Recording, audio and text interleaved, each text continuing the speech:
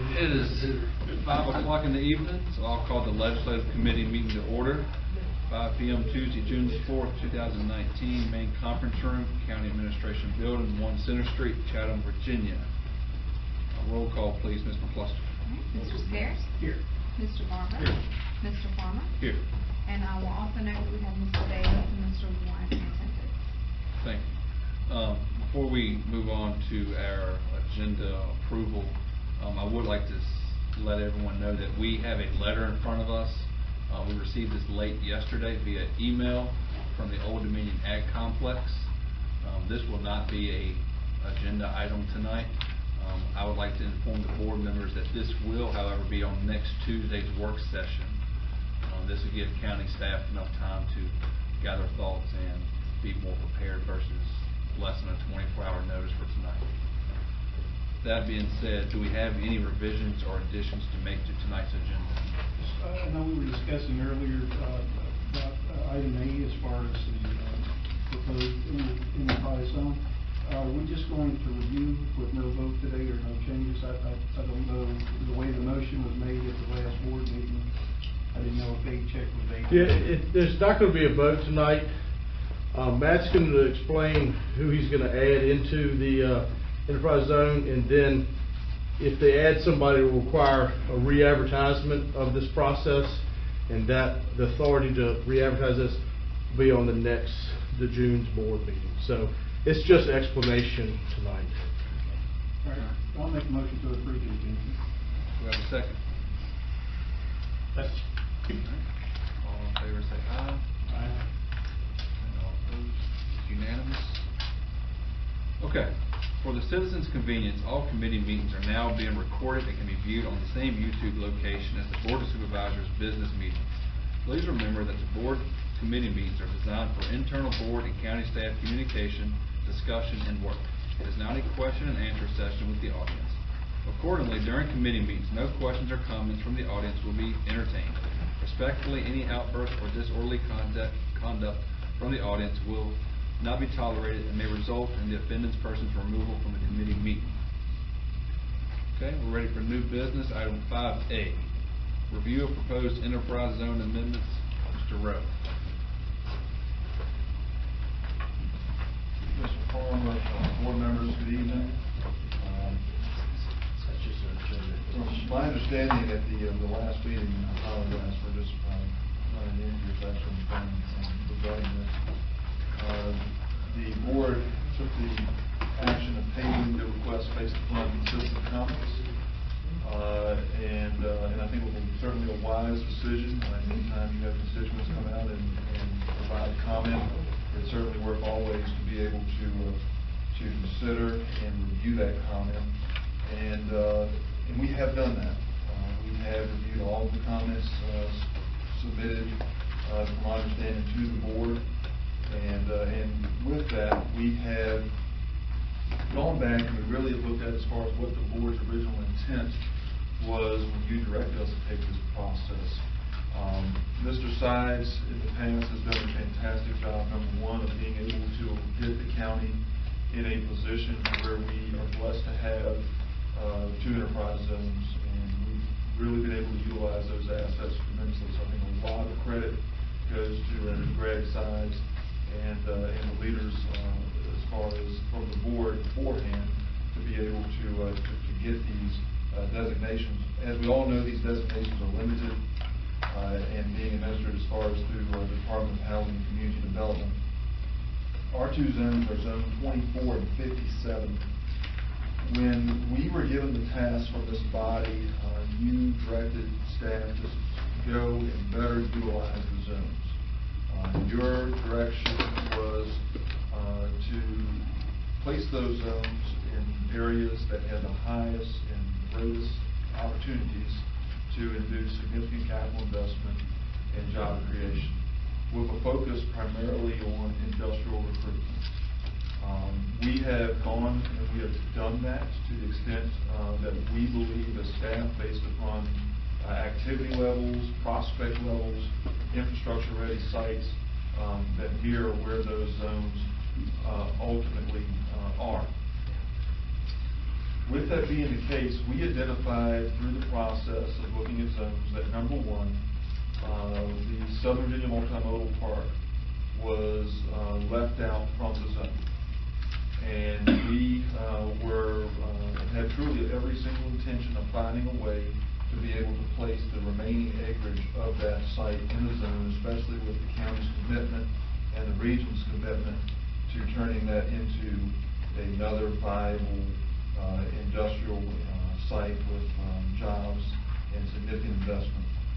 And so, obviously, given the restrictions on the zone area, typically around 6 square miles, it's one of those things where the zone, as everyone knows, is not infinite, but rather finite. We moved some properties around that, in our opinion, were being underutilized. So what we did is, in the process, we literally looked at all the zone areas that were covered originally, turned on ortho photos or aerial photos, and saw where there were homes. There's no need in us as far as having that designation over residential properties. It's not fair to your constituents to have the threat of having enterprise zones over homes. And it's not smart business for us because these are finite properties and we need to better utilize them for areas where we do want growth and development. So we took those properties and similar like properties out and utilized the land savings, is what I would call it, to put strategic properties in the Blair community, properties in Hurt, and properties as far as in Gretna that we have identified that we're trying to revitalize. For example, other properties, we had a lot of schools in these zones. There's no sense in having ball fields and public assets in these zones. So that's really as far as the message that we received from the board, and that's what we came back to you with.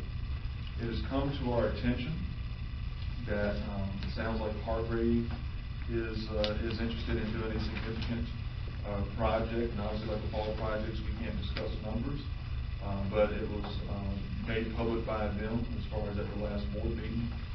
We have since followed up and confirmed that that is their certain intention. And looking as far as at the zone acreage in zone 57, which we added to include the Chatham Industrial Park and also the land around the agricultural center for the incubation spaces and the launch spaces that the Ag Center is doing with their investments. We can meet this request as far as inquiry from Hargrave. We do actually have the acreage to do that, just barely. And so if it's the pleasure of this body, you can add that group in. We did actually do that on purpose as far as just to have a little bit of spare in there just for this very purpose. So if something like this came up, you had the flexibility of adding this type of property in. In addition to the land areas, we looked at as far as updating the actual incentives.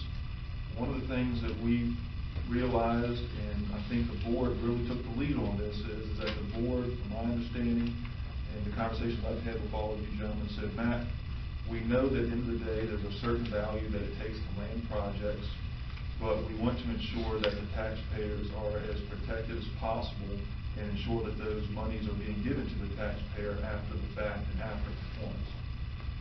By having it tied to the enterprise zone legislation itself, it takes away any conversation regarding whether those dollars can be obtained up front. And it takes county staff out of the position of having to be quote unquote the bad guy to companies by having to have that awkward conversation of, okay, well if you want it, you need to collateralize it, so on and so forth, because by it being in statute, there is no ifs, ands, or buts about it. These funds have to be provided after the fact. We're rewarding companies by also focusing a little bit more as far as per job payment on jobs that pay significantly above the county average prevailing wage. So we're telling companies that, okay, we're not allowing you to have as far as those monies up front, but on the flip side, if you're providing as far as better paying jobs, we're willing to reward you slightly a little bit better on the back end for waiting and for rewarding you for creating those jobs which ultimately have higher multiplier effects because of those folks, and then have expendable income to spend within the county at our stores, gas stations, so on and so forth. And so that was the other directive that we received from the board, and that we hopefully tried to accurately reflect. We've also finally just made what I would call in-kind concessions, where none of these funds come from the general fund. So for example, in certain job creation and significant investment opportunities, certain waiver of fees, reimbursement of fees, and then priority fast track permitting, which allows us to give the client the value of having a reduced permitting time for local permits only, since we can somewhat control those if approved by the board. And so I'll stop there, but I think at the end of the day, the board's direction to us was to prioritize high quality, high yield developments, and high yield as directed by this body in conversations was significant job creation and significant capital investment. And the matrix, significant capital investment, is considered to be projects that invest in excess of $1.5 billion. And so this body has rightfully directed staff to only focus and consider projects that result in a minimum capital investment of $1.5 million. So with that, I'll certainly answer any questions, but I did want to make sure that for discussion purposes, you know that you do have the ability to accommodate the request that you heard the other evening before rightfully tabling it. Okay, I'll open the floor to any questions from the committee.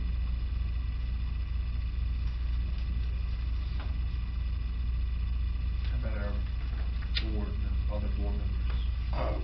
Mr. Chairman, just for transparency's sake, I was contacted by the gentleman that was with Harris Harvey Neal following the meeting, and he asked if he could stop by my office. And,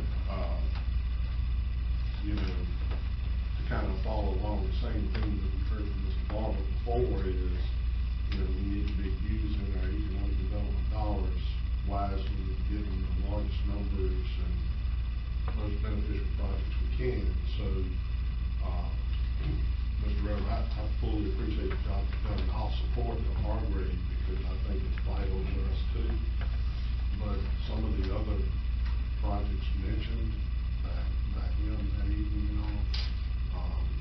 I would have reservations about, because they didn't bring the number of jobs nor investment that we'd indicated we were looking for. So when he did stop by the office, I guess maybe he contacted me because I said stuff that night, or maybe he found out I was economic development chair or whatever. But everything else he mentioned other than Hargrave were very small.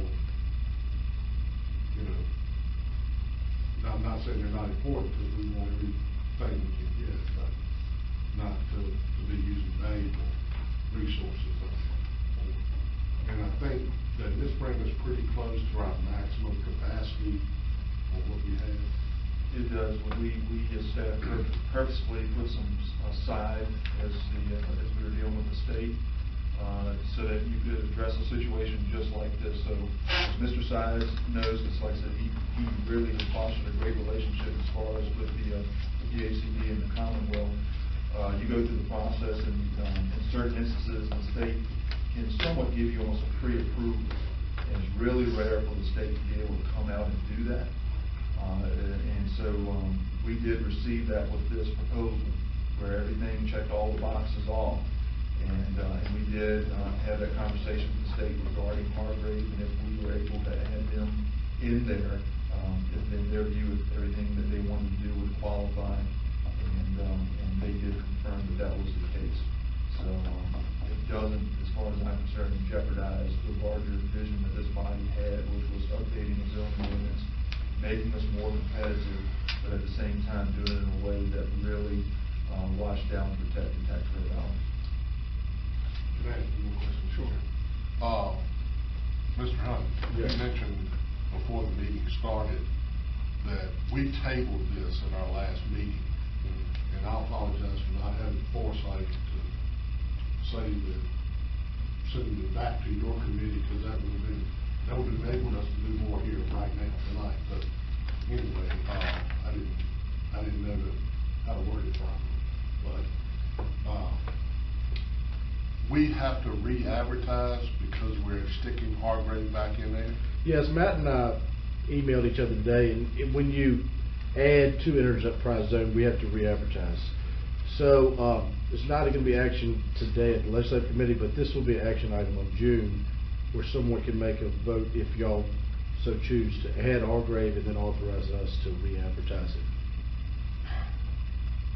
My question would go along the lines is, because I know that it was indicated that it was important to get this part of it done, because you had some entities that were interested in having that completed sooner than later.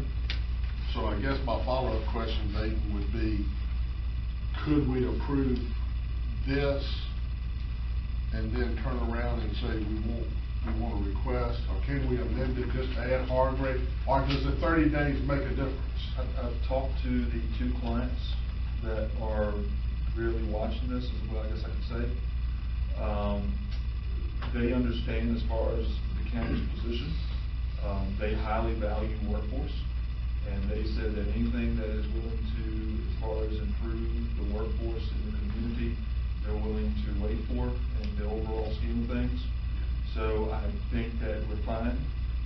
What I would also say is that, from my understanding, talking with the state, and I'm sure Mr. Hunt can validate this, we would also just simply need to notify the newly impacted parcels, which would really just be Hargrave. And so it would be a pretty fast process as far as us just adding in these 3 or 4 additional properties that were Hargrave, but the actual, the 2 prospects in particular are coming here due to workforce. And they certainly understood. They said anything we can do to add to the region's workforce potential, we're in favor of. Well, down the road, say somebody, a company built and they needed some land that we've taken out back in, is that doable? Could you take some off another, put back if it needed? It is. Amended, I guess. But truly, Mr. Barber, when we looked at it, every single thing that we took out was land that was just, it was truly already developed as residential or retail use, and those things just don't qualify for the enterprise zone. That's not the intent of what you guys directed staff to go out and do. So we actually truly went through it on a painstaking process, piece by piece. I mean, for example, you had cloverleaf intersections, you know, where the intersections of 29 are, that were in the zone. You're never going to be able to build within those. So when you actually really look at it, the acreage that we took out was really not very impressive. I mean, we literally were only removed 349 acres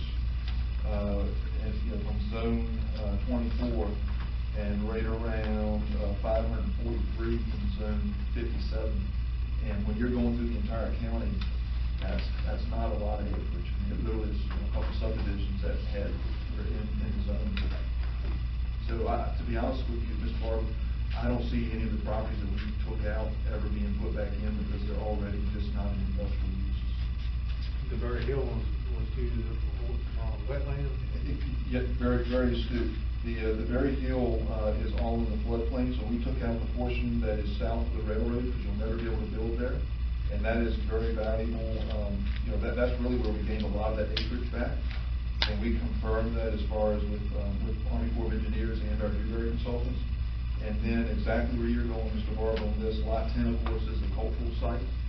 And you gentlemen and the gentleman before you really made it an important decision as far as ensuring that we retain as far as our historical heritage and tradition by making that a cultural lot, placing cultural reminders of the importance of the previous Berry Hill plantation on that site. So we did not really want that in the zone. Mr. Watson, but to kind of follow up on Mr. Barber's question, but should something come up that's not currently in the zone, we can revise our property back. Something brand new, and something brand new come up. That's 100% correct. Every year, right? That's what we're doing. Let's go. I mean, I guess my thought was if a company built here in this main part, they needed this land, let's just say the bread company, for instance. In addition to a big investment, we need this land, could it be done? So to your point on that, Mr. Barber, zone 24, as you can see, is the one that is down there at the mega site. We actually purposely left even more land as a buffer, because like I said, the maximum land that you can have is 3,840 acres. And so for zone 24, we have as far as 3,604 acres. We have almost 200 acres down there that we can play with if we need to put a plant into it. Matt, I have a couple. In the Gretna area, I know you mentioned that you notified all the affected parties. Did you have any complaints or in the Gretna community? I did not personally receive any. I don't think Susan did either. The only changes we made in the Gretna community, and you guys will probably appreciate this, the QLF microlenders. If you remember, they requested that we not extend as far as any form of local taxpayer dollars or grants to them. That's an honorable and noble request, and we certainly appreciate it. So we took that property out, and we actually then moved that to additional property that is strategic on Main Street in Gretna that we, of course, want to try to redevelop. And then the only other change, Mr. Farmer, that we made was removing the Gretna school right there between Caps and the Gretna Industrial Park. I received one phone call today from, and I don't know if they're the owner, but it's a bank on Main Street. I don't know if you're familiar with that particular. We are. I believe that gentleman is probably the part of the individuals that saw Mr. Warren today. The bank was never in the zone, and so therefore we didn't impact him either way. That's one more question. Greg, you know back in the day, Mr. Capps was trying to get Indian president. Is he Indian president? Yeah. He finally, because I know it was a big issue, you know, competing in contract. Okay. And then my second, because I'm learning a lot about this, would be, is there a timetable, not that we are going to remove from someone just because, but if they're in it, is there like, hey, they're 5-year, 10-year, or it's the, hey, next week we may change it? So the zone itself has a lifespan.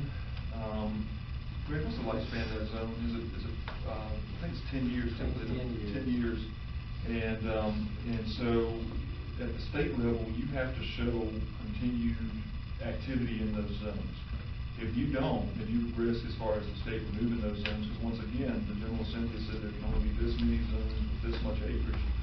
And so the state, frankly, doesn't want to underutilize those zones. That's why, as I was giving Mr. Sides credit, he's kept this zone for quite some time, because you guys have been able to show to the state that you're inducing significant capital investment and job creation by these zones. So it's in our best interest to ensure that we're constantly doing reviews of this to make sure that these zones are being aligned to where we're seeing most activity. Otherwise, we risk losing. And the other timing factor is you can do one amendment each year. Okay. So I think that's been covered, but basically, if we need to do something 12 months from now, we can do another amendment. Do you need a recommendation? What's the proper next step? This is on the board's next meeting, so just a recommendation from this body about what to do. So you're hearing add Hargrave and then authorize you to re-advertise as required, right? So I think from what I'm hearing, the next step of this, since it was tabled, is at the next meeting, Right. the board would direct staff to, if it's the pleasure of the board, by vote, to make a motion to re-advertise with the addition of Hargrave, at which point in time we would re-advertise for the notices, to notify the new properties that are being added, and then be prepared as far as for, I guess, board action potentially in July. And we have a section on the next meeting called unfinished business, so we would park that under the unfinished business, and so. By a show of consensus, is everyone in agreement? Thank you. Thank you, Matt. Item 5B, review of proposed fire and rescue ordinance. Mr. Slint. Thank you. Sorry for my stand, I need to spread out here a little bit on my paper money. The ad hoc committee has met multiple times since, I guess, the first of the year, and we've come up to, we're close to, I think, a final product with the fire rescue ordinance. Some of the things that are in the ordinance are already in current county code, by the way. Probably about 20%, at least 20% of this, if not more, is already current. It's just been carried over. And some of it's been beefed up also a little bit. The big sticking point with the ordinance was the commission and how we seated a commission and how many people were on the commission. And we were able to come to agreement on that. Can I jump in? Probably so nobody's, I see people Oh, I'm flipping, sorry, yeah. so nobody's lost. If you take 5B, it says ad hoc on one on corner, and the other one is staff changes. It's probably best to set these side by side in front of you, because he's just going to be referring to a few minor suggested changes that are going to be on your staff changes when they're indicated in red. So just so nobody's lost, that's probably your best bet to follow along there. So we come to agreement on, we have 9 people that see it on the commission, how the commission is appointed was a big sticking point, and work through that. You all had some recommendations as to that as well, took those back, and honestly, we've not had a lot of problems as far as that goes, once we were able to overcome those few hurdles. A couple of things that we've looked at as far as Dayton, Mr. Smith and myself, and looked at some different, just a couple of proposals that maybe we want to change. But the commission, there is a general purpose of the commission that was in the proposed ordinance from the ad hoc, and then it goes over to about 20 things in specific detail that the commission does. They're very, very specific. What we did was eliminate those and add some things over to the general purpose. Some of the things that are in the specific part of that really should be in a strategic plan, because like it talks as an example about response times, working to reduce ISO, the insurance protection rates and so forth. Really, that ought to be a strategic plan how we do that, not in an ordinance. So we're proposing that maybe we take those 20 things out and just broaden in general what the commission does and the general purpose of that. That's honestly some of the biggest changes in there. And I'll jump in. If you have any questions, please ask me as we go along.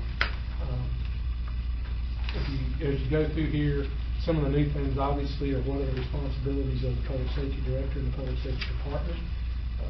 That's pretty much common sense stuff and things that we, the committee has come to agreement on, and we're not really proposing to change any of that. There's things in here to establish the fire division, which is already in our current code, where we give, basically we codify all the fire departments, which we already did, we just carry it over into this. One of the things we are doing is looking at, we've added a couple state codes, pull those out, put in the county ordinance, to give like the fire chief a little bit of more authority when they're working at the scene, or the officer in charge of the fire, they would have that. This also formally recognizes the Fire and Rescue Association, and that was recommended in the 2 studies that were done. And a lot of this stuff we have taken from the study. We went down through the study and looked at what was recommended. Now, some of the things that the study recommends really need to be in a strategic plan also. And we'll get into that at a later date, because I really would like to have a strategic plan to work off of, kind of need to go for that. One of the things we did do was beef up the fire marshal code section, is what the fire marshal does and some of the authority of the fire marshal. It goes into, again, the rescue squads. It codifies the rescue squads, which we currently do. We just copied that over as we already have in the plan, or excuse me, in the ordinance, and lays out their responsibilities. What page are you on? As you go through on page, getting back to the EMS part, we're page 11, is where we start establishing the rescue squads. It allows us some of the new things that we don't currently have. It allows us to bill for hazardous materials incidents. So if we spend all day, normally like we have, let's say we have a crash out on 29 and we tie up the fire marshal biggest part of the day and several volunteers and the engines and a couple of fire engine supplies, it allows us to bill for that. In this, it also allows us And this is an ordinance that I've had in the past in other localities, and it's really helpful. It allows us to bill for negligent acts. We have a situation right now that we've been on multiple times where somebody is basically creating a landfill, and they've been burning the stuff. We've charged them a few times with some violations of law, the accused involved, but it's taken up a tremendous amount of time. And we called them again the other day, burning it, and went down and worked for them. So, it will allow us to start doing for time and equipment and people for that, because that's starting, environmental kind of crimes are where you really, I worked in the county once where we had to clean up a lot of landfills, and I spent, or not landfills, tire ducts, and I spent days and days and days in tire ducts. And so, it allows you to bill for those kind of illegal acts. It continues to set forth to allow the rescue squads to bill for EMS. They are not required to have to bill or come under the county billing. That was a big sticking point. They did not want that. They wouldn't be able to do their own. That in here specifically allows them to do their own. That didn't change. One of the things it does add is, and you'll be seeing in the next couple board meetings or so, it allows to start billing for treatment and transport. We get a lot of calls where you go out and you might have a diabetic patient and you wind up giving them some drugs. I've done this multiple times in my career, and you treat them right on scene. They don't go to the hospital, but you can't bill for it under a criminal ordinance. And insurance is starting to pay for that, so it allows for that billing. That was at the request of the volunteers. We put that in there. In refusals where you go out to somebody, we've got one person we're going out to like every other day and getting them when they're refusing their call. So it allows to bill for that, and insurance will pay for some of those things. It does not, again, require that they have to participate in our billing plan.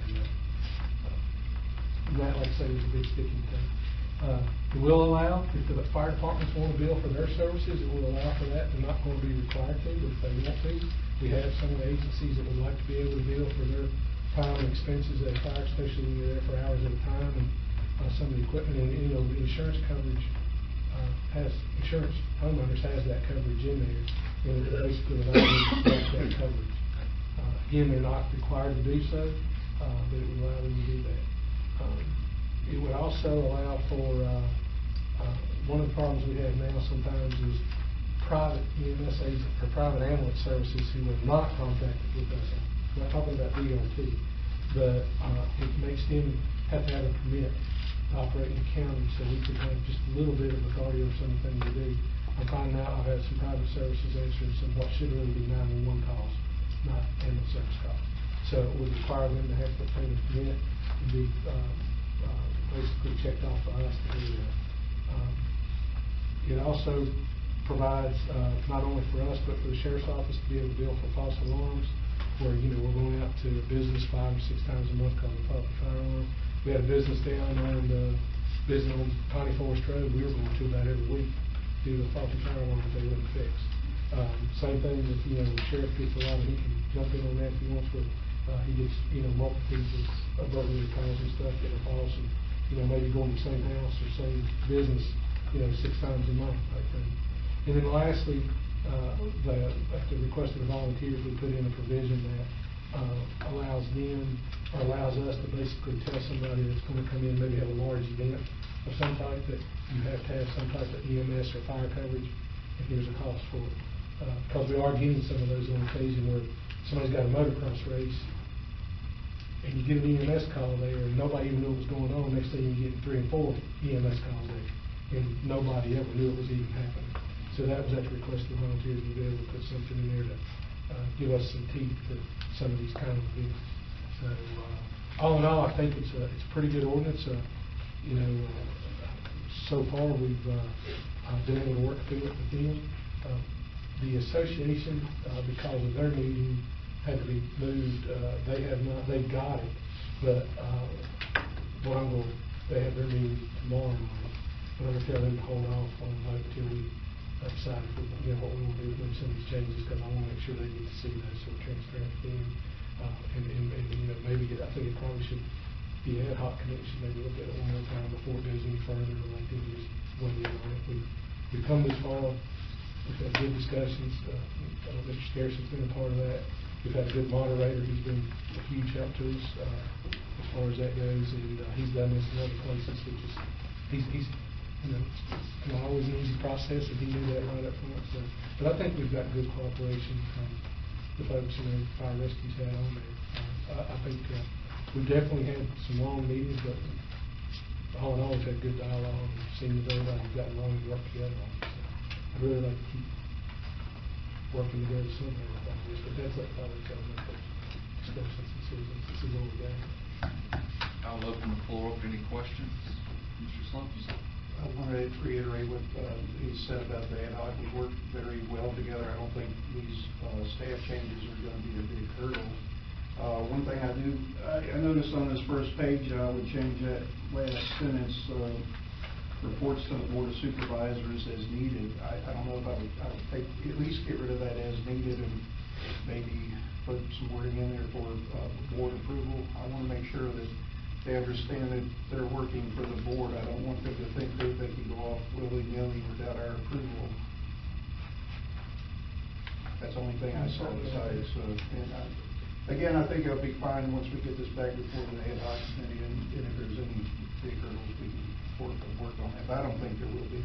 Because the big thing for me was taking, where we dropped those 20 or so specific items and gave a general statement. I think that's more appropriate for what the commission's going to actually be doing. Yeah, you kind of already answered my question, which was, you know, a year and a half ago, right, we understand what kind of uproar, or however we want to word it. We're much in a different spot today, and that's due to a lot of people communicating and, you know, working together. So my question was going to be, has all the other agencies been previewed? It sounds like tomorrow night you're going to get one more check off the box on it. Well, I think with these changes, they need to get to see that, Yep. so they haven't got to do that. That was my concern. So it sounds like you're working towards that. Yeah, all right, and I just want to make sure we're transparent. So Chris, you're seeking endorsement from this legislative Yeah, committee see what y'all to recommend these changes to the ad hoc committee that meets tomorrow night, right? No, tomorrow night is. Fire rescue. Fire rescue meets tomorrow night, they get to look at it. Yeah. Then you want the ad hoc committee to Well, look at it one more time? Ad hoc needs to, See it first. yeah. And then you're thinking maybe it's gonna filter its way back up to this board Right. in July for a potential public hearing to finally, Absolutely. after Oh, yeah, 18 absolutely. months, put this thing to rest. Yeah. Okay. Oh, yeah. I think with that, we can certainly fill them in on what some of the thought process is on that and get a feel for that tomorrow night, but, I asked a couple of the chiefs if they, you know, some opinions, and I've not gotten any negative feedback recently. I don't know if y'all have, but I've not gotten anything negative coming from talking with them, so I think we try to keep them in the loop. You know, they talk among themselves obviously too, but I think the mix of people we've had in the head office have too. I mean, that's been a huge help. So. Mr. Scares. Mr. Davis, I'm sorry. I just want to ask you, I got 4 things I got to maybe talk. I just want to ask you this on page 18, I believe it is, on section 11 through 1187, billing use of funds. No, excuse me, destruction of equipment, 1186. County may charge for all equipment damage destroyed at the scene of the fire and maintenance cost and all supplies utilized in said activity. What would happen, what happens on that? Like if it's negligence on their part? Yes, sir. Like on the volunteers' part? No, that's more, if somebody calls us to something like a fire scene. Yeah. And, it was a illegal act of some type. And we destroyed a piece of equipment due to that fact. Okay. That's what Okay. we're looking for that on. I mean, it happened, I can't tell you the number, you know, and I do private insurance work, fire investigations. And I'm there 2 or 3 days after a fire department, sometimes I'm still doing it. I'll find pieces of equipment that they've left because, like, I had a situation where a roof fell on a house.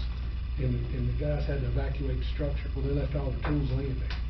So, you know, those are the type of situations that happen when you're bailing out of the house.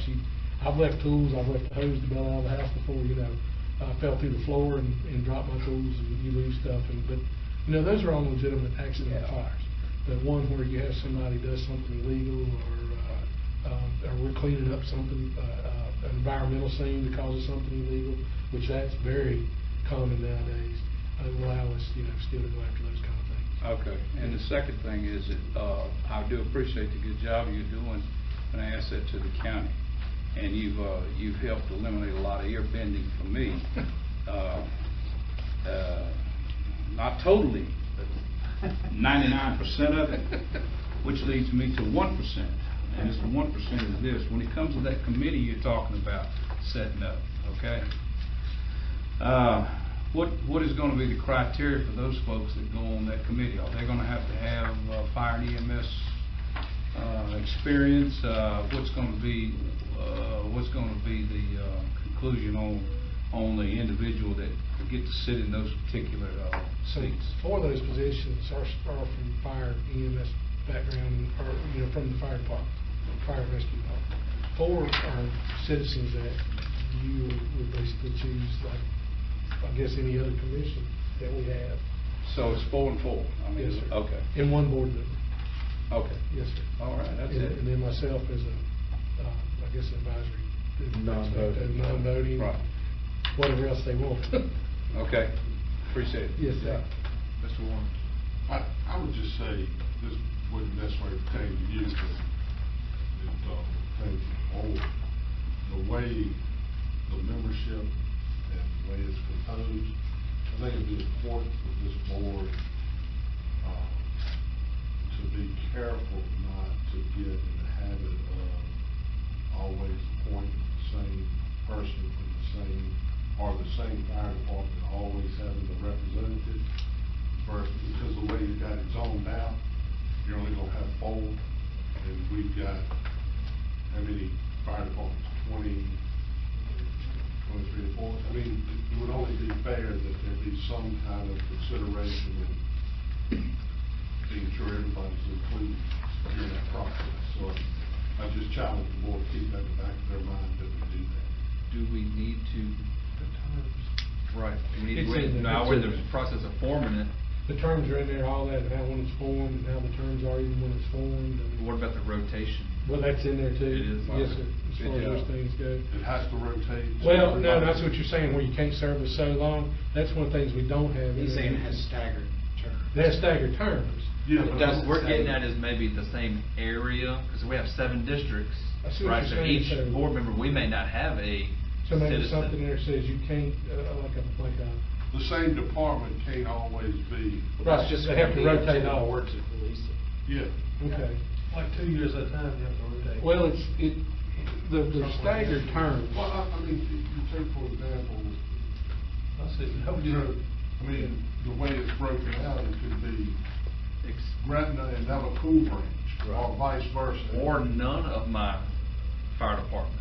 Yes, and we would, I don't think. That's where you're gonna be a little bit of a burn, What- if none. And Well, if you turn to, section 11.2 and you go down to C1, that lays out who's selected to be on here, and Chris can walk me through it, but they're general geographic areas that contain multiple firehouses. We actually. So- told So them. y'all have already done. So that's what you're saying, is you don't want the same person every Right. I time. don't the same department. Right. Every So- single time. Like, you take the way this is zoned out, Right. and I haven't drawn Right. the map, we don't have a map in front of us. I'm sorry. It's kind of in quadrants, right? I understand what you're saying, you want some new blood every once in a while. Well, I mean, Yeah. you take, let's look at, that's my district. We take this right here. You got Mount Cross, Mount Cross, it looks like even maybe Tunstall, Mount Herman, Dry Fork would all be in that same, Blair's could potentially be in the same zone. Well, you wouldn't want it to be Blair's every single time, all the time. Correct. And never getting, I'm not saying they wouldn't listen to the other guys during the process, It needs but to be a little more yeah, fair / yeah. it needs to kind of have some kind of internal rotation of the departments to make sure everybody's getting. One of the things that they've been asking, I can't answer for them, but one of the things they brought up They is, brought me. I can see it. can, Thank you. when it comes time to select these individuals like the fire and rescue, the agencies, and I'll give you a good example, like in quadrant 1, you have Cool Branch Rescue Squad, Cool Branch Fire Department, Climax, Callens, Chatham, Fire Department, Chatham Rescue Squad. So they would like to meet maybe with their board representatives to discuss, hey, here are the people that are the person that we want to represent fire and rescue. And they think, you know, if they could get those folks in one room and talk with the board members, the pros and cons of that. And of course, I can't answer that for them, but I told them, I said, I certainly think the board would work with you on this. I just don't see them saying, here's who we're appointing. I think they're going to work with, each board member seems to be very willing to work with fire and rescue. Because we cut it back, didn't we? Yeah, it went from A few 11 months to ago, we 9. cut it back. Went from 11 to 9. Because the easy button we see, one from each district would be the easy answer, but I remember us cutting it back. Well, even if we did one from every district, we'd not. It doesn't solve that. It doesn't solve the Correct. problem I have. I just Multiple think- agencies within the district, I guess. I just think we need to be conscious of it. I'm not saying we need to do anything, we just need to be conscious of that. We're not letting, for example, I mean, you know, I've got two really strong ones in my district with Blair's and Mount Hermon. Well, even that being said, you don't always want it to just be, I don't even want to be in a rotation where it's Blair's for 2 years and then it's Mount Hermon for 2 years and then it's Blair's for 2 years and Mount Hermon for 2 years. I mean, everybody ought to get a chance to have a seat at the table. And I just think we, as a board, need to be conscious of that. Any other questions, comments? So this was an update. We don't need to take any action. Sounds like we will have it back in front of us maybe in July. We would just Other need, than- we would just need a consensus that you endorse staff changes Okay. and then direct Mr. Slimp to run it by the ad hoc committee again and the fire and rescue, or is it, what do you call it, committee? Fire and Rescue Association. Association. Yeah. Okay. How do we feel as a consensus committee? All right, move forward. Mr. Chairman. Yes. Could we, if you haven't, Chris, could you have a little conversation with the ad hoc committee about the internal zones and how do we purpose that movement around? Yeah, I guess we'll jump back in for a second. Because we're not going to appoint those four. Right? They're going to self-appoint themselves. They're just recommending. They They're recommend- You guys have recommending, the but we will Okay, have so to they're talk going to about it. recommend, okay. I mean, I would recommend that you not, you're gonna get this thing so jimmied up, it's gonna be. Just worry about it as we go. I would just be But conscious. but of it. Mr. Warren does make a good point. We have to be careful as Yeah, staff we and the need board to always think. So when an appointment comes up, we should give you a list and say, well, here's the departments that are served. Here's the history. Here's the history. Yeah. Yeah. It's kind of like committees, we got, you serve 2 years, you have to come off, then you go back on Yeah. to, maybe if you had it set up that way, they could only serve a certain. Well, you amount could of do time. that, that would be an easier way.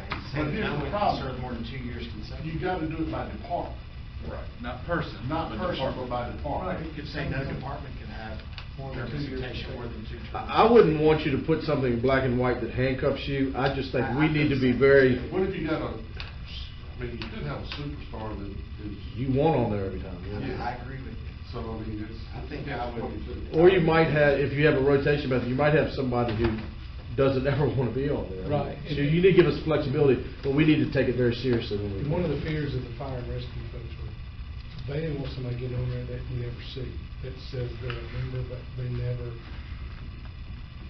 come out, participate one way or another. you know. Well, hopefully you'll be encouraging the zones to have little subcommittees before they get to the, like you said. All right, moving to 5C. Mr. Chairman, can I jump in and just explain what we have? And everybody pull out the topic that says 5C. I'm just going to lay out what we have in here, and then Chris is going to lead the discussion because he's in charge of animal control. But what we have on pages 1 through 3 of 5C, we have our current dogs running at large section. And B on the top is the paragraph that's causing a lot of friction. And then on page 4, we have the state code that gives us the authority to adopt dogs running large areas. And then really, your most discussion is going to be on the last page, page 5. County staff have identified at least 8 areas that we think may be a problem or may be discussion points that might be a good idea to at least discuss, perhaps change. But Mr. Slimp's worked hard on this. We also have Susan Dillon in the back. She can give us a boots on the ground perspective. But really, as you remember from our last meeting with Ms. Cooper, it appears that dogs running at large areas, the intent of the ordinance is being strained and getting a little too robust.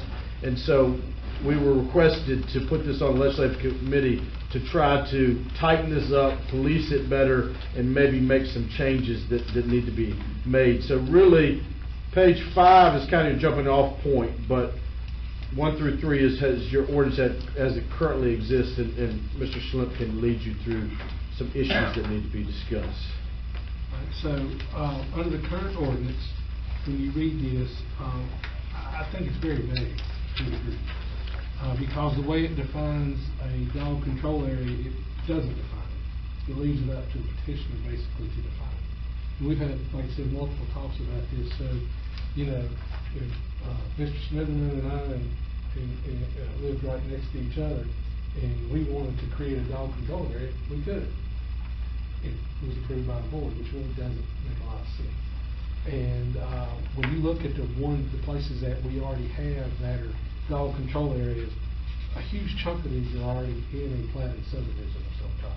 Like 10 of the 14. Yeah, it's just, you know, and Susan can tell you too, I mean, some of that, you start going out to some of these very rural areas and creating some of these dog control areas, it's going to be really hard to enforce where the boundaries are at times. So that is I just think it's very, very big. So one of the things that Dave and I have talked about in detail is going and limiting this to making some changes of, one, it has to be in an R1 zone area.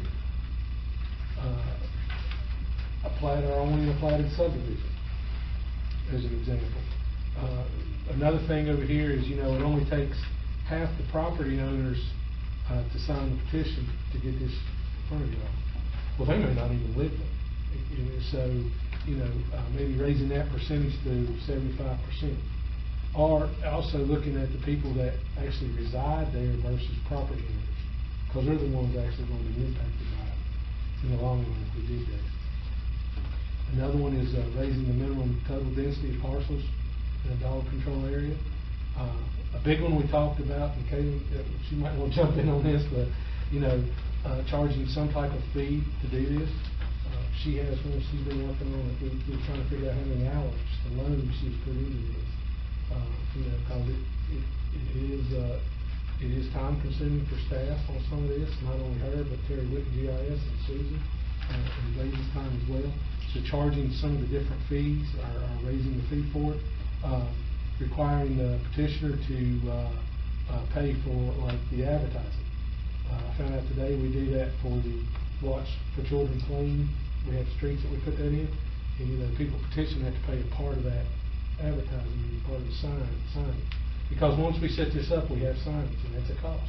The signs and the expense of the gentleman going out and putting it up. So those are things that I believe are legitimate things to look at. But I think, if anything, the biggest is having a better definition of where a dog control area can be.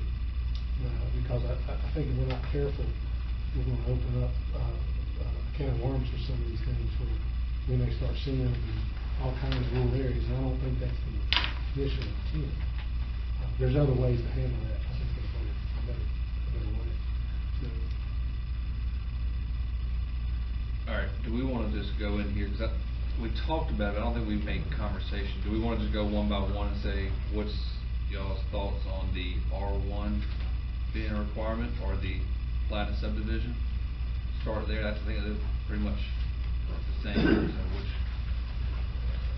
I mean, I think it's presented by staff looks good to me, because I about agree with all of it. That last case when we opened mines, it's almost impossible to do that area when you got as many houses behind it, because a dog don't know where the line is. That would have been a feud and a half to those neighbors, because how do they know whose dog it is if it wanders in that neighborhood? I think this will work good. I lived in a neighborhood that had a dog leash law, which I know it didn't have no teeth, but everybody thought it did. But, you know, in that neighborhood, everybody kept them up, but it was dogs that wandered through, you know, they just wandered on through. How does this supersede or not towns, Gretna, Chatham? Towns, they have their own ordinances, and they have the ability to create their own animal control laws and enforce them. and Susan, this might be good. We frequently get called into towns, and they want us at our expense to police dogs in their towns, but they have the ability to have their local codes and enforcement. The issue is most of our towns around here don't have the resources to allocate animal control officers to police their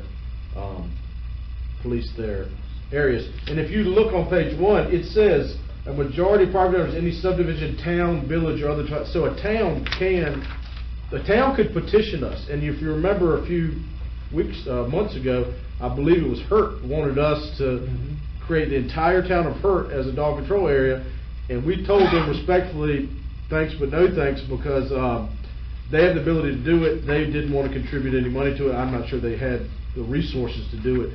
But if there is a dog bite or a dangerous dog or a dog attack, we do handle it.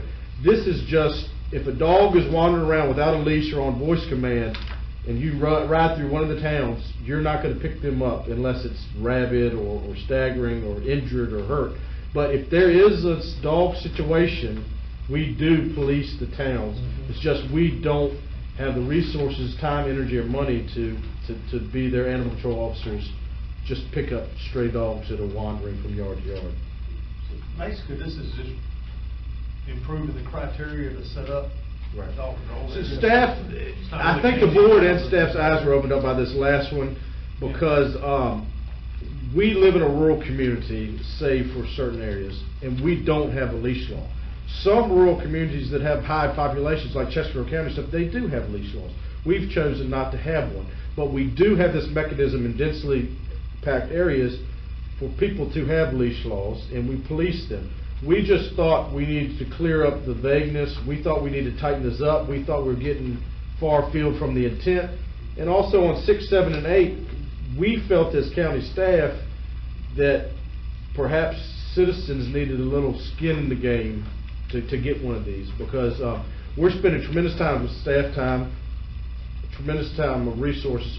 An advertisement for one of these things runs us anywhere from $100 to $400. Yeah. We also, if there is one created, we, on our own dime, we create the signs, we fabricate the signs, we send out our public works department for building and grounds, we put the signs up, and we also police them. So we were just trying to and make sure that we had situations where 50-point-something% weren't dictating a whole neighborhood. Maybe we raise that to a supermajority. Maybe we make it certain that this is truly the decision of the neighborhood and not just. So a good next step would be for staff to take points 1 Right. through 8, All we're seeking, fabricate it into a potential. Right. All we're seeking is wind us up, put us in the right direction. We can bring you back language that you can say yay or nay. We identified 8 things. You need to say you guys are crazy on number 3, or you just need to say what do you think sounds good to you. We can wordsmith it. We'll bring it back to you. You can rip it apart. It's not going to offend us. And then eventually we'll get to a point where we have to have a public hearing on it. We identified a problem. I think everybody knew the last one got kind of off the rails. And Chris has worked hard on this. I've worked hard on this. And Susan can give you the boots on the ground perspective. It's she's down to only 2 animal control officers, because one is pregnant and been reassigned to the pet center. And each animal control area that you create is much more work for her with the same amount of resources. Actually, she's down a person now. All right. So we heard from Mr. Barber. You said 1 through 8 looks good. Okay. Mr. Scares? I'm fine with everything. I would like to see the fee charge, though, but I don't know how much we want to actually put on the cost. Because that's something we could add every year into the fee schedule. Sure. Do it that way instead Do of. it just like a ordinance. Like for instance, if you want to get a tax exemption, if you're a 501c3 and you apply for a tax exemption, we, by the application, we require them to pick up the advertising costs. No children at play signs, Greg, we have a fee arrangement with VDOT where they cover a percentage of those signs, right? That's correct. So we're just trying to keep it in line with other. We're not trying to make money on this. We're trying to recover. We won't recover all our costs, but we hopefully will come close to breaking even. Okay. Mr. Warren? Yeah, I have one in my district that's going on right now, as we speak. And it's a dog that the majority of the road deems aggressive. It's actually, according to the pictures and the information that's been provided, hit a person, but it wasn't bad. My concerns is, should we also be looking at the ordinance on the definition of aggressive and give our animal control officers a little more ability to require certain animals that are deemed that to be put up? My concern is I see it on TV all the time where a dog's got a child, and I don't want to be so liberal that we end up not having done something. Mr. Hunt, would that wouldn't follow in this particular section, would it? But I tell you, Isn't it running out lower? you should work it ready, because you have a great segue into our next, All right, before we our do next one. segue, thank you for the comment. I'm good, like Mr. Barber and Mr. Scaris, I'm good with 1 through 8. Once it comes back, I will say number 4. You can go ahead and leave it, but I may be a little opposed to having the residents, Right. due to the amount of rental properties, and then how those people are in and out. They may not have to live with the consequences of a decision, but they're, 6 months. I was thinking the same thing. Some kind of Robert. ratio or something. Is there a way to say something like, property owners that reside there? Yeah, I think we can. Property owners with the dwelling, because what we Something. have is vacant properties Yeah. voting. Somebody. That's Yeah, what we we need were to- trying to accomplish, because you had farm properties, leased cornfields that were voting about dogs. Correct, I like that word about, occupied or something. Yeah. Okay. Yeah, I saw the same. All right, we'll close this one and move to 5D. Well, thank you. As you remember, several months past, we brought you a potential public animal nuisance ordinance, and the ag community, rightfully so, they had some issues with it, and we tabled it.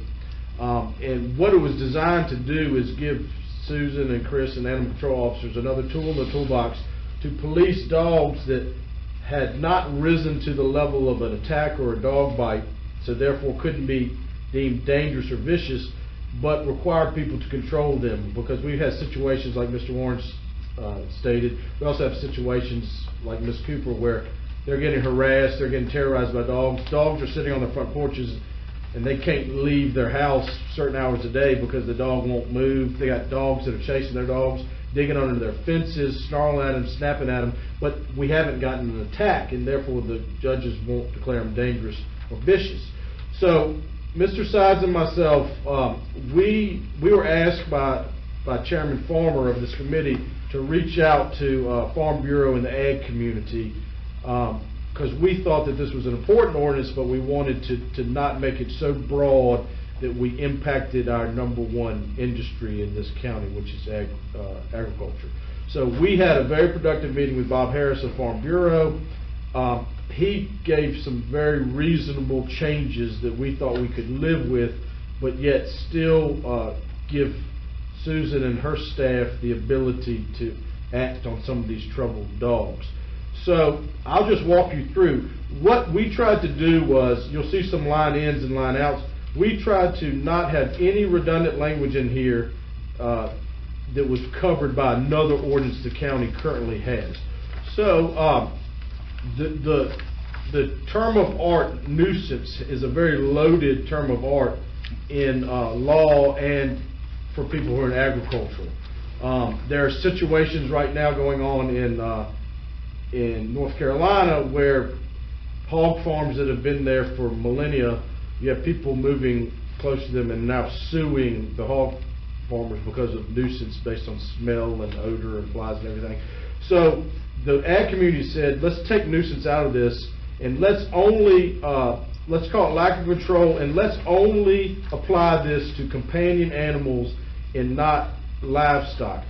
99.9 repeating percent of our problems are related to dogs or cats. So let's not throw the baby out with the bathwater. Let's just limit this to companion animals. So we did.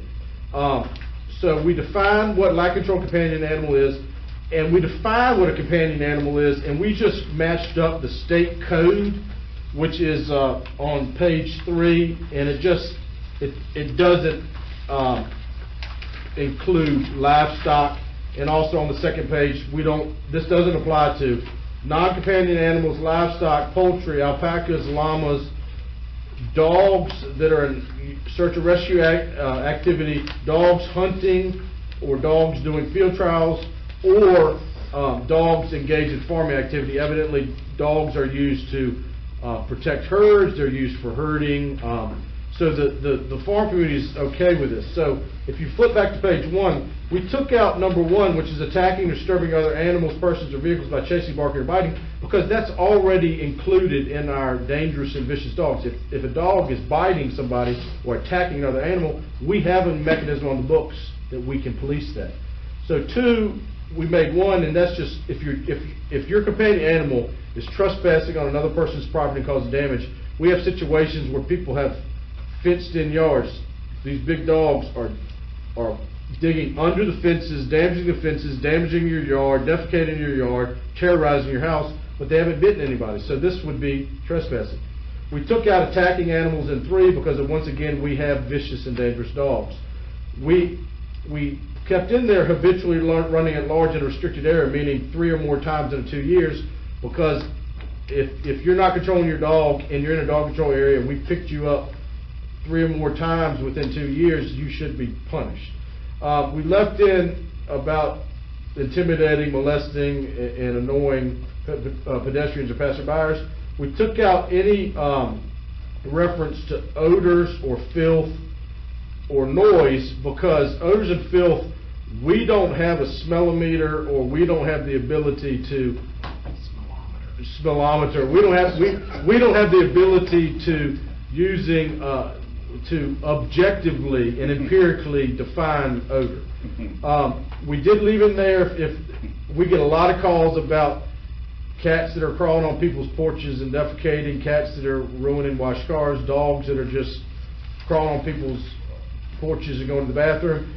We kept in there dogs at large on school property, and we took out 10 about making excessive noise, because we already have a section of our noise ordinance that talks about dogs that won't be quiet. It talks about how many times they're barking. So we didn't need to be redundant with this ordinance.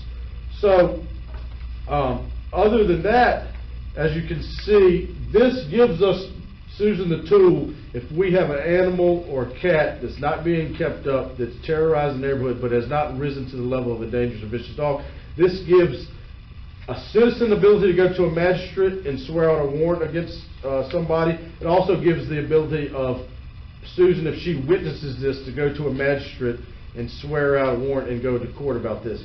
The good news about using a magistrate is we have a tendency in this community and all the communities I've been, a lot of times neighbor disputes masquerade as dog and cat issues. And by using a magistrate, as Sheriff Taylor can tell you, if you are a citizen and you have an issue, you go to the bottom of the courthouse and there's either somebody in that office, or for budgetary constraints now, sometimes you're on a video with a magistrate in our area. And before you can swear out a lack of control companion animal, you have to present evidence to this impartial magistrate, and they say you've satisfied your burden and I will issue the warrant or the summons. Or if they say this is a neighbor dispute, you haven't presented enough evidence to rise to the level immediate, I'm not going to allow it. Get some evidence, come back. So what this is doing is, we think that this ordinance is tailored enough to assist the county in policing an important issue, dogs and cats that are not being controlled, without affecting agriculture. So I'm not going to be offended if you say put this back on your shelf, but if you think that this is a tool we need and staff thinks we do, and Susan can chime in, I've worked with her on this, she thinks this would assist her. We're just seeking the ability to to, in July, maybe have a public hearing and see what the public thinks. We have run this by Farm Bureau. They don't want any ordinance, but they said if you gotta have an ordinance, they can live with this. They wouldn't 100% endorse it, but they said they would not object to it.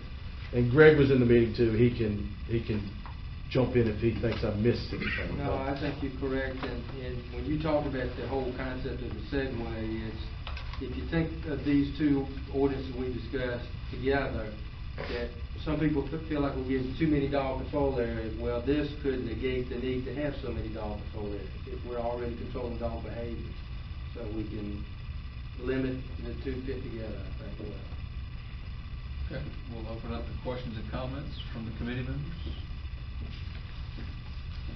Mr. Chairman, I'd just like to say, I think this is important and needs to be done, and working with Mr. Harris as well as some complaints that have come in with out of control dogs. I think we need to give them this avenue, although I have a history of renegade chickens. Not with the. And maybe we ought to add chickens back.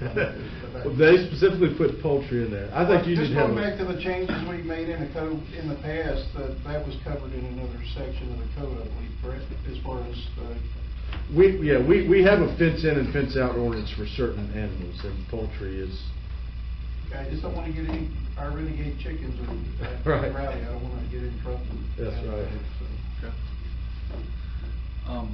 Mr. Smith. So, Susan could enforce this. Yes.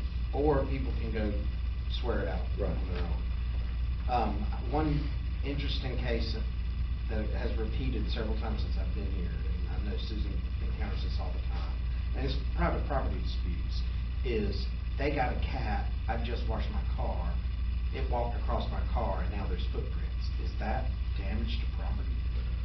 Or are we going to wait for a magistrate to decide? The magistrate would be the arbiter. If it's just paw prints, I would say if I was a magistrate, you haven't sufficiently proven you've damaged property. But if a cat, licking its hands. but if a cat scratches all over your paint job, and Now that I agree. that would be rise to the level of the magistrate would probably say, hey, you've caused X number of dollars of damage. That's the beauty about this is that Susan can do it, but also we get tons of calls. I mean, you can tell us 100 stories about neighbors are mad at their neighbor's dog, and if you don't witness it or you don't think it rises to the level of you doing something about it, you can say, here's a copy of the ordinance. This is a vehicle by which you can attempt to get this done, and I'll help you, but you're on your own with the magistrate. So a lot of times people want the government to solve all their problems, and we do. We're willing to solve some of their problems, not all of their problems. And this gives an extra layer that they can try to solve their own problems. And Chris can attest, we got our dog control people running ragged right now. Oh, yeah. I mean, the Biggs County State will run with 2 people. Since they Do we need to increase our manpower? Say that for us, Susan. Put the right policy on that car, you shouldn't have to worry about that cat no more. I'm going to use that later this week. Any other comments? I'd like to thank staff. I know Mr. Sides and Mr. Hunt for a great deal of work on this. Thank you. I would say, Ms. Dillon, do you recommend you support this? Is this? Yes, sir. I think the citizens of Pittsylvania County, they need something. Because I think a lot of it is they will call me when I get there. All of these vicious dogs are up in my truck licking me to death. I don't see that. So I think them having to take it and prove it, because it's actually, like he said, it's more of a neighbor dispute, and they're dragging the dogs into it. And Susan. Yeah, yes, sir. And That's correct. Susan. Do you need a recommendation or consensus? You just need to, there'll be an item on the, for the board members that are not here, I will give a 10-cent tour at the work session. And then there'll be an action item on the business meeting that just authorizes us to advertise these things. Thank you. Nice job. Okay. All right, last but not least, thank you for your patience, Mr. Taylor. Item 5E, discussion of proposed PCC additions requested. Yes, sir. Thank you, Mr. Chairman.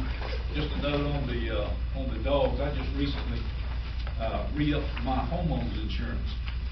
And part of that, I had to sign an affidavit on what kind of dog I had, if it had training, where the training occurred, what breed the dog was. The list just went on and on and on. It's the first time I've had to do that. So apparently the insurance companies are looking at it too. What I'm here for tonight is, in our office, we are updating all of our policies and procedures through a law firm. And they had questions, and we started researching some of the county ordinances.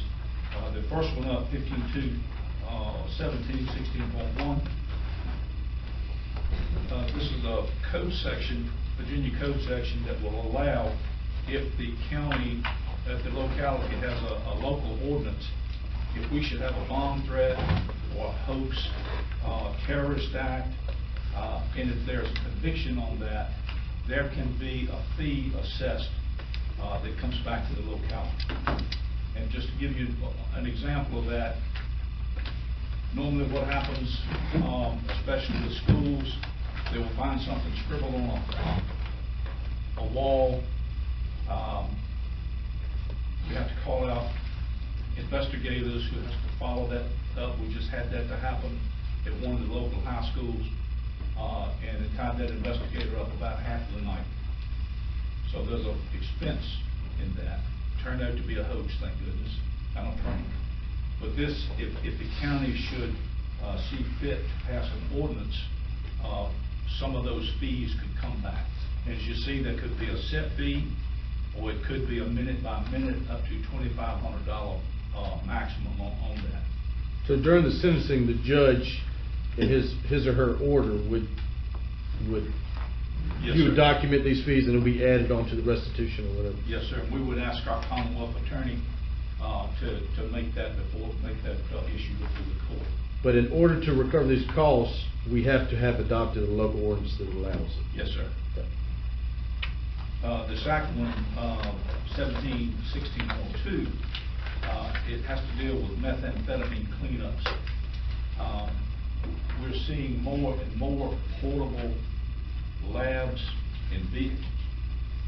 So if we, for instance, if we have reason to believe that, let's say, a house or a vehicle obtains a meth lab, and we don't notify the Department of Justice before we make a move, we are responsible, the locality is responsible for that cleanup. That can be quite expensive. So what happens sometimes is an officer may stop a car unbeknownst, may stop it for a whole different reason and find those chemical reagents in that vehicle.